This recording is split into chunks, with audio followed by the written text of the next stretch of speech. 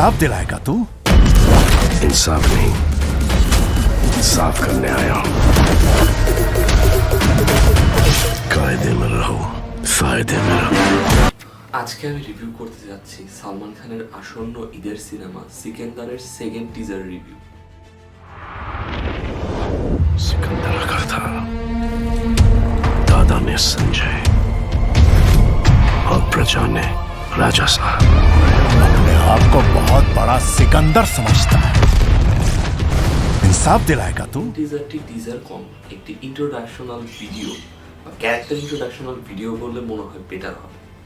এখানে গল্পের মূল তিন চরিত্র হিরো, হিরোইন, ভিলেন তিনজনের ক্যারেক্টার, তাদের নাম এবং তাদের তিনজনের মধ্যে সম্পর্ক জাস্ট কিছু ঝলক দেখানো হয়েছে এবং দেখানো হয়েছে এই যে তিনজনের মধ্যে সম্পর্ক ছাড়াও এই যে গল্পের মূল দ্বন্দ্ব, সেই দ্বন্দ্বটা কি ঘটনার উপর ঘুরছে বা কি ঘটনার উপর নির্মাণ করতে যাচ্ছে সেটাকে দেখানো হয়েছে কি। আর অনেকগুলো অ্যাকশন সিন, সেখানে সালমান খানের লুক, প্রেজেন্টেশন, সোয়াগটাকে দেখানো হয়েছে আর কিছু গানের দৃশ্য দেখানো হয়েছে।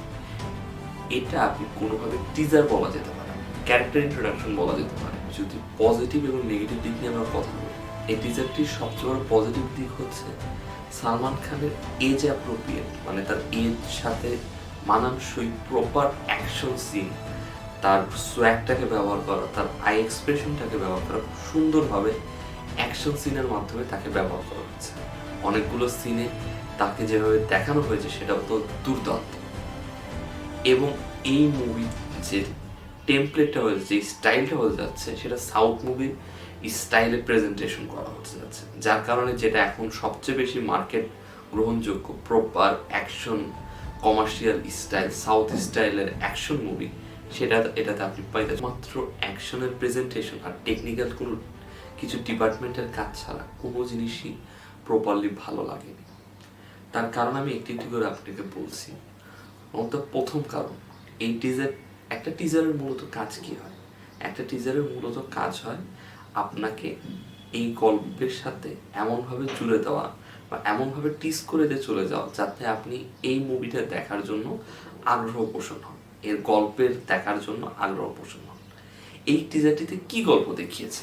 একটা মুভির টিজার তখনই খুব বেশি হিট করতে পারে যখন তার মিউজিক বা বিজিএম বা সেখানে থাকা ডায়লগগুলো প্রচণ্ড ক্যাচি হয়, মানুষের শুনতে বা বুঝতে বা সেটা বলতে খুব ক্যাচি লাগে। এখানে কোনো ডায়লগই প্রপার ক্যাচি বা প্রপার স্টাইলাইজ করতে পারেনি।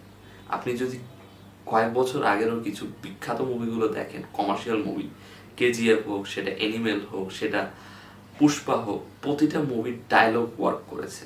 সেটা যুগা গানে ইসালা হোক বা সেটা আপনার ভায়োলেন্স হোক, বা যে কোনো ডায়লগ ওয়ার্ক করা প্রচণ্ড বেশি জরুরি মাসি মুভির জন্য। এখানে তিনটা ডায়লগ ইউজ করা হয়েছে, কোনোটাই মাসি এলিমেন্ট অ্যাড করতে পারে। বলি টিজারটিতে সালমান খানের প্রেজেন্টেশন মারাত্মক হয়েছে। সালমান খানের যে অ্যাকশন সিকোয়েন্সগুলো আছে, সেই অ্যাকশন সিকোয়েন্সগুলো খুব ভালো আছে, বাট এর ডায়লগ, এর স্টোরি, এর প্রেজেন্টেশন এবং যেটা সে প্রমিস করছে সেটা আমার কোনো দিক দিয়ে কোনো একটা বড় কমার্শিয়াল কামব্যাক মুভি মনে হচ্ছে না সালমান খানের। আপনারা জানেন আপনাদের কেমন লেগেছে এই মুভির টিজারটি, কমেন্ট বক্সে।